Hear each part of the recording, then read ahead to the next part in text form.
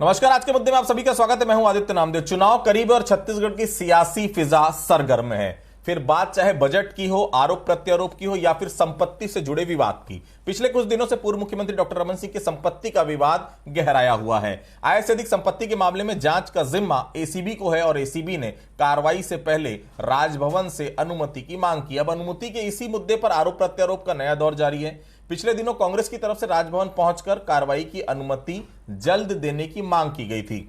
अब इस मामले में मुख्यमंत्री भूपेश बघेल ने भी अपना बयान दिया है। उनका साफ तौर पर कहना है कि रमन सिंह की संपत्ति से जुड़ा विवाद कोई नया विवाद नहीं है। यह विवाद उस समय भी था जब वो मुख्यमंत्री थे। तब पनामा पेपर लीक मामले में पैसे विदेशी खातों में जमा करने का आरोप लगा था। मुख्यमंत्री पद से हटने के बाद भी संपत्ति का विवाद रमन सिंह को घेरे हुए है। अब ये राजनीति का तकाजा है या फिर विवाद की नई छाया, लेकिन इतना तो तय है कि जिस तरह से रमन सिंह के मुद्दे पर एसीबी जांच को तैयार दिख रही है, उससे आने वाले वक्त में रमन सिंह की मुश्किलें और बढ़ सकती हैं। तो क्या यह पूरा मामला राजनीति से प्रेरित है या फिर मामले में भ्रष्टाचार की काली छाया है? आज चर्चा में जानने की कोशिश करेंगे। अगर राजभवन की तरफ से अनुमति नहीं दी गई तो फिर क्या इस पूरे मामले का पटाक्षेप होगा? मुख्यमंत्री कह चुके हैं रमन सिंह के खिलाफ कार्रवाई हो पाएगी कि नहीं हो पाएगी, या फिर पूरा मामला फिर कोर्ट की तरफ चला जाएगा? कार्रवाई के और क्या क्या है पहलू, पूरे मुद्दे पर विस्तार से हम चर्चा करेंगे। चर्चा करने से पहले चलिए आपको सुनवाते हैं क्या कुछ कहा मुख्यमंत्री ने और इस पूरे विषय को लेकर क्या कुछ जवाब आया रमन सिंह का। भाई रमन सिंह तो जीरो टॉलरेंस वाले हैं, भाजपा वाले तो जीरो टॉलरेंस की बात करते हैं। तो राज्यपाल जी को तत्काल देना चाहिए। क्यों अनुमति नहीं दे रहे हैं? जांच की अनुमति मांगे हैं तो उसमें भी कुछ परीक्षण करेंगे क्या कि उसमें भी विधिक सलाह लिया जाएगा? एक परमिशन है, ईओडब्ल्यू प्राथमिक तौर पे लगा कि ये शिकायत सही है तो जांच करना है। अब लोक सेवा के दायरे में आते हैं तो उसकी अनुमति लेनी पड़ती है, तो अनुमति तो तत्काल मिलना चाहिए। अभी चुनाव तक कई घटनाएं ऐसी होंगी। एक विंग बना है चेहरे पर कालिक पोतने वाला विंग राजनीतिक पार्टी में। वो किसी के लिए कुछ भी चरित्र हत्या, राजनीतिक हत्या, पारिवारिक हत्या, माने राजनीति के जो सबसे गंदे तौर तरीके हैं, उस आधार पर कांग्रेस ये 8 महीने अपना समय काटेगी और उसी आधार पर चुनाव लड़ेगी। तो सुना आपने क्या कुछ कहा मुख्यमंत्री ने, और खुद अजय चंद्राकर इस पूरे विषय को लेकर क्या कुछ कह रहे हैं। देखिए, इस पूरे विषय पर हम बातचीत को आगे बढ़ाते हैं। हमारे साथ बातचीत करने के लिए बहुत खास मेहमान जुड़े हुए हैं। हमारे साथ घनश्याम राजू तिवारी जी हैं, कांग्रेस के वरिष्ठ नेता प्रवक्ता हैं, बहुत स्वागत करता हूं उनका। हमारे साथ श्रीशंकर सोनानी जी हैं, पूर्व विधायक हैं, पूर्व जिला अध्यक्ष भारतीय जनता पार्टी के, बहुत स्वागत करता हूं उनका। और हमारे साथ वरिष्ठ पत्रकार हैं अनिरुद्ध दुबे साहब, बहुत स्वागत करता हूं उनका। सबसे पहले दुबे साहब के पास चलता हूं। दुबे साहब, ये जो बातें आ रही है रमन सिंह जी को लेकर, ये क्या देख रहे हैं आप? वाकई में भ्रष्टाचार का मामला है, राजनीति से प्रेरित है, क्या चुनावी छाप भी इस पूरे विषय पर आप देख रहे हैं? अनिरुद्ध जी। जी, मैं चुनावी छाप देख रहा हूं। और दूसरी बात देखिए कि जब डॉक्टर रमन सिंह जी मुख्यमंत्री थे तो उस समय जो पनामा पेपर मुद्दा था, भूपेश बघेल जी प्रदेश कांग्रेस अध्यक्ष होते थे, तो मतलब जब उनकी भूपेश जी की कॉन्फ्रेंस होती थी, विषय भले कुछ भी हो, लेकिन पनामा पेपर का जिक्र आता था। और उनके जो सहपाठी या फिर उनके करीबी या प्रवक्ता लोगों का की तरफ से भी ये बात आती थी पनामा पेपर वाली। और आज तक के जो है पनामा पेपर जो है कागजों में, हवे में है। और देखिए, ये नहीं कि कोई निष्कर्ष हो सकता है, आगे कोई निष्कर्ष निकले या ना भी निकले। और जहां तक कि जो राजभवन की बात है, तो मुझे जो है इसकी कोई अभी संभावना नहीं दिखती कि राजभवन से इस पर कोई अनुमति होगी। क्योंकि और ये भी कहा गया, मुख्यमंत्री जी ने ये भी कहा कि वहां पे जो है विधिक सलाहकार इस संबंध में भी महामहिम सलाह ले लें। हालांकि उन्होंने कहा इस बात को, तो लेकिन इसमें मुझे नहीं लगता कि इसमें कोई चीजें वहां से राजभवन से चीजें खोलकर कुछ निर्देश, दिशा निर्देश दिए जाएंगे या कुछ कहा जाएगा। और जो आपने बात कोर्ट की, तो कोर्ट जो है एक वो रास्ता हो सकता है। लेकिन देखिए क्या है कि आप राजनीति में आप पलट कर देखें और बहुत लंबे समय से देखें, जब राजीव गांधी प्रधानमंत्री थे तब भी वहां पे एक बहुत बड़ा आरोप विपक्ष की तरफ से लगता था कि उनके जो है पैसे जो है स्विस बैंक में जमा है, स्विट्जरलैंड। और कुछ लोगों ने तो उनका जो मतलब कोर्टवर्ड भी निकाल दिया था कि जो है वो लोटस। ऐसा कभी कुछ साबित तो हुआ नहीं। और अब आज सरकार है तो आज फिर वो पनामा पेपर और दूसरे मुद्दे जो है उभर कर सामने आ गए हैं। और जहां तक के जो आपने जो चुनावी परिप्रेक्ष्य है, तो देखिए ये तो चलता रहेगा। और ये अभी की भी बात नहीं, जब सत्ता परिवर्तन हुआ तब भी ये जो है मतलब सरकार की तरफ से जो है मतलब बहुत सारी बातें उठी थी। जैसे मुख्यमंत्री डॉक्टर रमन सिंह ने तब एक शब्द कहा था कि बदलापुर, ये बदलापुर की राजनीति है। तो अभी मुझे नहीं लगता कि वो ऐसा कोई शब्द अभी इस्तेमाल करेंगे। लेकिन अभी ये जो है आरोप प्रत्यारोप का दौर कम से कम संपत्ति को लेकर जारी रहेगा आगे भी। सोनानी साहब, आप लोग कहते हैं हम सुचिता की राजनीति करते हैं, जब भूपेश बघेल विपक्ष में थे उस दौरान भी बहुत सारी चीजें, अगर वाकई में रमन सिंह बेदाग हैं तो खुलकर कह देना चाहिए कि भैया जांच करा लीजिए, मुझे जांच कराने में कोई दिक्कत नहीं है। ये चुप हैं, कई सारे शक और सवाल तो उठेंगे ही ना सुंदरानी साहब, क्यों उठ रहे हैं सवाल? आदित्य जी, तो डॉक्टर रमन सिंह जी ने रोक रखा क्या इनको कि आप जांच मत कराइए, या 6 इन्होंने एसआईटियों का गठन किया तो डॉक्टर रमन सिंह जी ने थोड़ी बोला इनको एसआईटियों का गठन क्यों कर रहे हैं आप, जांच करें, कार्रवाई करें। 4 साल निकल गए, ईडी से घबरा गए, ईडी की कार्रवाई से घबरा गए, कहीं न कहीं कांग्रेस के नेताओं की गर्दन पे ईडी का शिकंजा है, कहीं न उसको पैरेलल करने के लिए इस प्रकार की बातें कर रहे हैं। अगर डॉक्टर रमन सिंह जी के खिलाफ एक भी तथ्य होता तो 4 साल तक क्या भूपेश बघेल चुप बैठे होते क्या? अब भूपेश बघेल जी का चुप बैठना इस बात को इंगित करता है कि डॉक्टर रमन सिंह जी के खिलाफ कोई तथ्यात्मक आरोप इनके पास नहीं है। ये सिर्फ बैलेंस करना चाहते हैं जनता के बीच में जो इनकी छवि बिगड़ी है ईडी के कारण, और ईडी की रेडों में लगातार अधिकारी और इनके करीबी अधिकारी फंसे हैं, तो कहीं कुछ नेता भी फंसे, उससे घबराहट है, उससे बौखलाहट है, कहीं न कहीं जनता में उसको काउंटर करने के लिए ये इस प्रकार की बयानबाजी करवा रहे हैं, गवर्नर के पास जा रहे हैं, सिर्फ सुर्खियों में रहना चाहते हैं ताकि लोग ये समझें कि भूपेश बघेल अकेले बेईमान नहीं, बाकी सब भी बेईमान है। घनश्याम जी सुन रहे हैं ना आप? घनश्याम जी, संपत्ति के मामले में रमन सिंह को आज से नहीं घेर रहे हैं आप, काफी लंबे समय से आप लोग घेर रहे हैं। चुनावी साल में मामला कुछ ज्यादा अब तूल पकड़ रहा है, राजभवन जा रहे हैं आप लोग, लगातार आप लोग की पार्टी की तरफ से बयान आ रहे हैं, चुनाव के बहुत करीब है, क्या इस पूरे मामले में चुनावी नजरिए से तूल देने की कोशिश तो नहीं कर रहे हैं आप लोग? घनश्याम जी देखिए आदित्य जी, जहां तक आपने जैसा प्रश्न किया कि सुचिता की राजनीति करते हैं आप लोग और तमाम आरोपों को सिरे से खारिज करते हैं, आज पूर्व मुख्यमंत्री रमन सिंह जी चुप क्यों हैं? इसका जवाब आपको नहीं मिला। इसका जवाब आरोप लगने के बाद भी नहीं मिला प्रदेश की जनता को, और ना हम पिछले दिन जब शिकायत करने गए उसके बाद उनका कोई जवाब आया। स्पष्ट है आदित्य जी, जिस प्रकार से 2003, 2008, 2013 और 2018 इन लगभग 4 विधानसभा के चुनाव में जो डॉक्टर रमन सिंह जी ने अपने शपथ पत्र के आधार पर अपनी आय दर्शाई थी, और उन आय में जो लगातार विरोधाभास हुए, और यहां तक नहीं, उनके पुत्र ने जब लोकसभा का चुनाव लड़ा राजनांदगांव से, तो उन्होंने जो अपनी आय दर्शाई थी और बताया था कि मेरे पास कोई व्यवसाय नहीं है, तो गढ़मुक्तेश्वर में करोड़ों की जो इनके पास रिसोर्ट है वो कहां से आ गए? और सबसे बड़ा प्रश्न यह है आदित्य जी, जो लगातार पिछले प्रदेश में कई वर्षों से गूंज रहा है कि अभिषेक सिंह कौन है?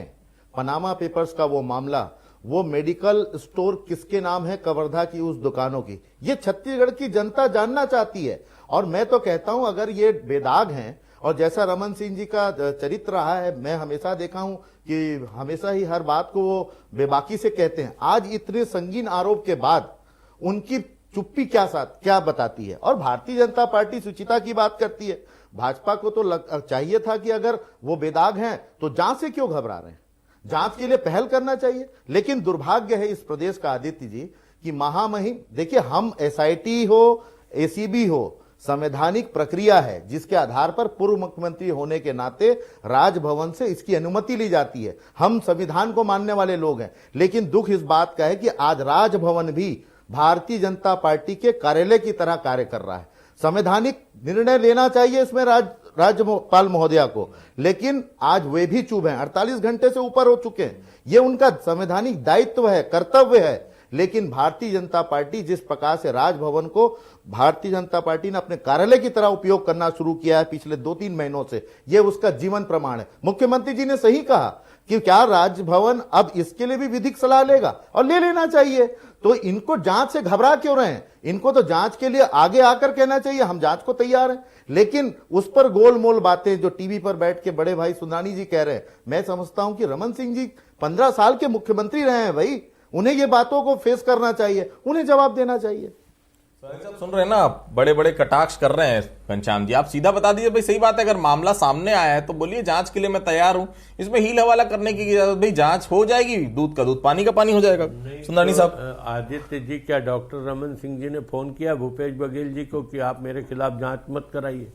या किसी कांग्रेस के प्रेसिडेंट मोहन मरकाम जी को फोन किया, या राहुल गांधी सोनिया गांधी जी को फोन किया? कौन घबरा रहा है? कब कौन घबरा रहा है? कहाँ उन्होंने कहा कि मेरे खिलाफ जांच ऐसे नहीं तो छोटी सी बातों में आदित्य जी हमने देखा है, मेरी आदत नहीं है बीच में बोलने की, लेकिन रमन सिंह जी कहते थे कि मैं किसी छोटी सी कोई भी आरोप प्रत्यारोप हो तो मैं मानहानि करूंगा। आज वो चुप है। आज उनके पूरे परिवार की मान की हानि हो रही है।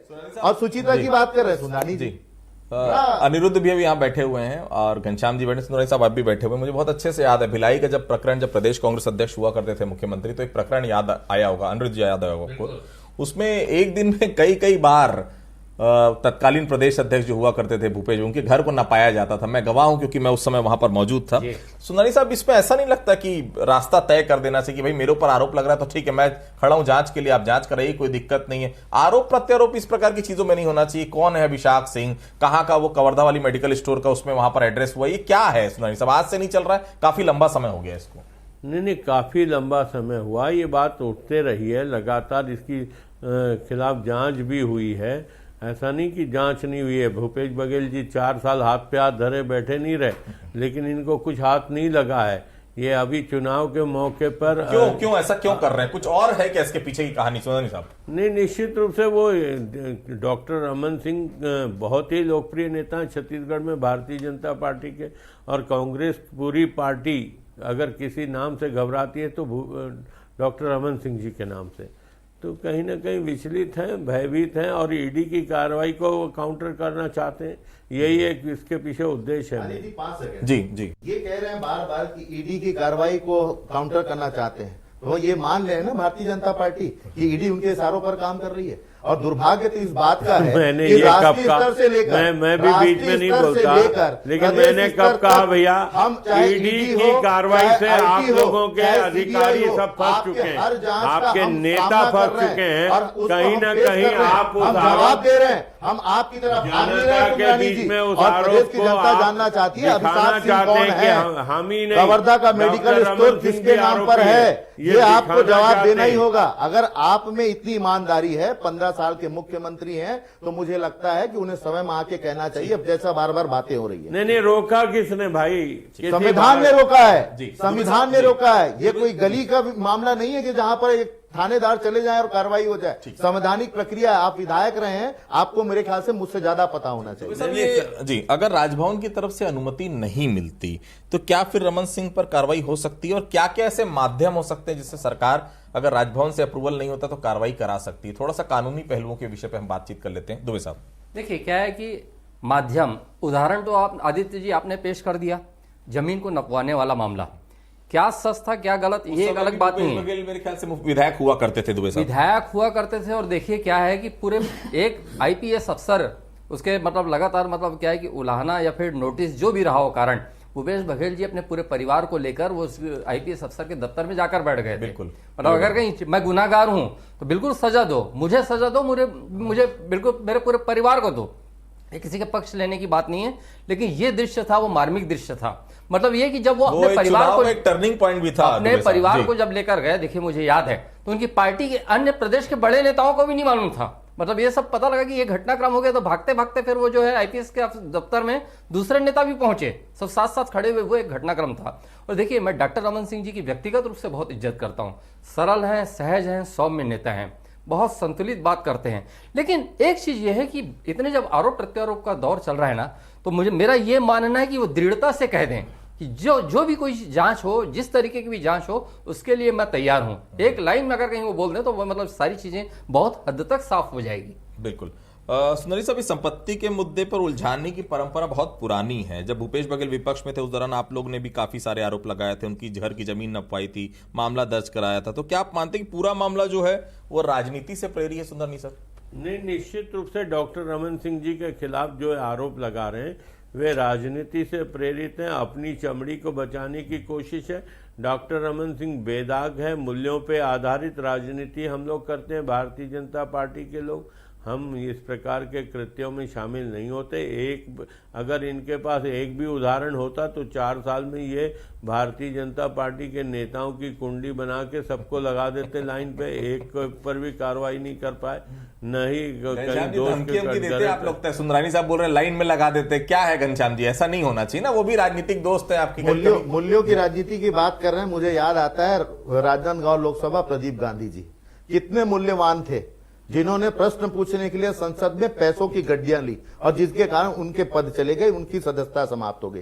तो भारतीय जनता पार्टी टीवी पर मूल्यों और संविधान की बात तो करती है, सुचिता की बात करती है, लेकिन सच्चाई में यही है। और एक बात स्पष्ट है आदित्य जी, मुख्यमंत्री रमन सिंह 15 साल के मुख्यमंत्री रहे। मैं एक सामान्य सा पार्टी का कार्यकर्ता हूं, अगर मुझ पर भी आरोप लगते हैं, अगर मैं पाक साहब हूं, तो निश्चित तौर पर उसका सामना करने के लिए हर उस प्लेटफॉर्म तक मैं पहुंचूंगा जहां मेरी ईमानदारी का परिचय दिया जा सके। लेकिन चुप रहना, और जिस प्रकार से भारतीय जनता पार्टी इसमें पूरी तरह से बैकफुट है, ईडी की कार्रवाई का काउंटर कर रहे हैं, तमाम ये बातें जो आ रही है, ये साफ तौर पर पता चल रहा है कि इस पूरे प्रकरण में अनुपातहीन संपत्ति रमन सिंह जी के परिवार, मैं तो उनके दामाद पुनीत गुप्ता की अभी बात भी नहीं कर रहा हूं, क्योंकि हमारी जो शिकायत है वो उसमें रमन सिंह परिवार में उस समय की है 2013 और 18 की, जब यह प्रकरण डीकेएस का आया ही नहीं था। तो आरोप और भ्रष्टाचार कमीशन खोरी का गढ़ जो 15 साल डॉक्टर रमन सिंह जी का कार्यकाल में चला, उसका ही परिणाम है कि आज गढ़ मुक्तेश्वर जैसे उत्तराखंड में करोड़ों की रिसोर्ट है अभिषेक सिंह के नाम पर। मैं अभिषेक सिंह नहीं कहूंगा, क्योंकि मुझे पता है कि यह अभिषेक सिंह वही है जो अभिषेक सिंह है। लेकिन भारतीय जनता पार्टी अगर सुचिता की बात कर रही है तो छत्तीसगढ़ की जनता जानना चाहती है कि आपके अनुपातहीन राशि का कारण क्या है। नहीं, प्रमाण रखे ना, ये आरोप लगाने के लिए कह तो रहा हूं, गढ़ मुक्तेश्वर में रिसोर्ट किसका है? मुक्तेश्वर में ये जो नाम जो है अभिषेक सिंह, ये कहाँ की खबर पिता रमन सिंह, और आपको कौन से प्रमाण की आवश्यकता है और कैसे प्रमाण चाहिए आपको? ये मुझे प्रमाण दीजिए, जनता को प्रमाण दीजिए। जनता जानना चाहती है सुंदरानी जी, आप जांच से भाग क्यों रहे हैं? आपको तो जांच के लिए आगे आना चाहिए, आप लोग जांच से भाग रहे हैं। और राजभवन को जिस प्रकार से राजनीति का अड्डा आप लोगों ने बना रखा है, वहां से राजनीति हो रही है पूरी तरह। राजभवन में संवैधानिक मूल्यों, संवैधानिक दायित्वों का निर्वहन भी राजभवन से नहीं हो रहा है। राजभवन को जो राजनीति का अखाड़ा आप लोगों ने बनाया, उसका जीवंत प्रमाण है कि 48 घंटे हो गए लेकिन आज तक उसकी अनुमति नहीं हुई। ये अपने आप में इस बात को दर्शाता है आदित्य जी कि किस प्रकार से राजभवन की आड़ में भारतीय जनता पार्टी अपने पाप को छुपाना चाहती है, ये अपने भ्रष्टाचार को छुपाना चाहती है, ये अनुपातहीन संपत्ति को छुपाना चाहती है। अरे हम तो ईडी आईडी जो आपकी जितनी संवैधानिक संस्थाएं सबका सामना कर रहे हैं, चाहे राहुल जी की बात करें, चाहे सोनिया जी की बात करें, या छत्तीसगढ़ में अधिकारियों की बात करें, या हमारे कांग्रेस के नेताओं की बात करें, हम तो सामना कर रहे हैं भाई। आप क्यों डर रहे हैं? आपको क्यों लगता है कि ईडी का काउंटर कर रहे हैं हम? तो आपको ये लग इसीलिए रहा है क्योंकि अब आपको ये समझ में आ रहा है कि आपकी चोरी पकड़ी जा रही है। तो जो चोर होता है वही हल्ला करता है, तो चोर मचाए शोर वाली स्थिति छत्तीसगढ़ में भारतीय जनता पार्टी ने निर्मित कर रखी है। को अपना साथी बताएं, आपकी पार्टी कर सकती है। अगर राजभवन से अनुमति नहीं मिलती तो क्या रमन सिंह के खिलाफ जांच को लेकर अन्य बिंदु पर भी आप विचार कर रहे हैं? कोर्ट जाने का क्या कोई रास्ता खुला हुआ है? क्या है इसका? अगर राजभवन से अनुमति नहीं मिलती तो क्या क्या पक्ष में है जो आप सबूत के तौर पर न्यायालय जा सकते हैं? कहीं और दिक्कतें तो बहुत सारी आएंगी निश्चित तौर पर, लेकिन आपके पास क्या क्या और तथ्य है जिसको लेकर आप जा सकते हैं राजभवन अगर अनुमति नहीं देता है तो? देखिए, लगातार जिस प्रकार से मैं बार बार इस बात को कह रहा हूं और कांग्रेस पार्टी भी कह रही है कि राजभवन को भारतीय जनता पार्टी ने पिछले कुछ महीनों से राजनीति का अखाड़ा बना रखा है, भारतीय जनता पार्टी का कार्यालय बन रखा है। अब तो समझना यह होगा कि राज्यपाल महोदया को संवैधानिक दायित्वों का निर्वहन करना है। ठीक है कि वो उस पर भी वैधानिक विचार कर लें, उस पर भी वैधानिक निर्णय ले लें, लेकिन हम लोकतंत्र में, भारत के संविधान में, हमारे पास भी संवैधानिक प्रक्रियाओं के लिए एक कमेटी है और उस कमेटी से राय मशूरा हमारे वरिष्ठ नेतागण करेंगे। लेकिन जो सच है, जो भ्रष्टाचार है, जो अनुपातहीन संपत्ति है, इसका जवाब छत्तीसगढ़ की जनता को, रमन सिंह जी और भारतीय जनता पार्टी को देना होगा। अनिरुद्ध साहब, ये मुख्यमंत्री अचानक मुखर हो रहे हैं फिर से रमन सिंह के खिलाफ, जो शुरुआत के 1-1.5 साल नजर आ रहा था, फिर 1-1.5 साल फिर एकदम शांत जैसी चीजें हो गई। तो ऐसा लग रहा था जो बर्फ है कुछ कुछ पिघल रही है, लेकिन वो नजर नहीं आ रहा। फिर से अचानक आक्रामकता दोनों के बीच में बढ़ते जा रही है और ये अच्छा नहीं है, छत्तीसगढ़ के लिए तो बिल्कुल नहीं है। आज अचानक एक बयान और आया था, किसके लिए आया मैं नहीं जानता और मैं चाहता भी नहीं कि उसके बारे में डिस्कशन किया जाए, कि राष्ट्रीय कार्य समिति की, राष्ट्रीय कार्यकारिणी की बैठक हो रही अल्पसंख्यक मोर्चे की, तो उसमें जरूर चर्चा हो रही होगी छत्तीसगढ़ के एक बड़े नेता, बीजेपी के एक बड़े नेता की लड़की लव जिहाद का शिकार हुई है। ये सब बयान उस समय आ रहे हैं जब ये चुनावी वर्ष है, और ये कहीं ना कहीं ये सिनारियो बता रहा है कि आने वाला चुनाव बहुत कठिन रहेगा। हर तरह के हमले, हर तरह के व्यक्तिगत हमले इस पूरे चुनाव के दौरान देखने को मिलेंगे। दुबे साहब।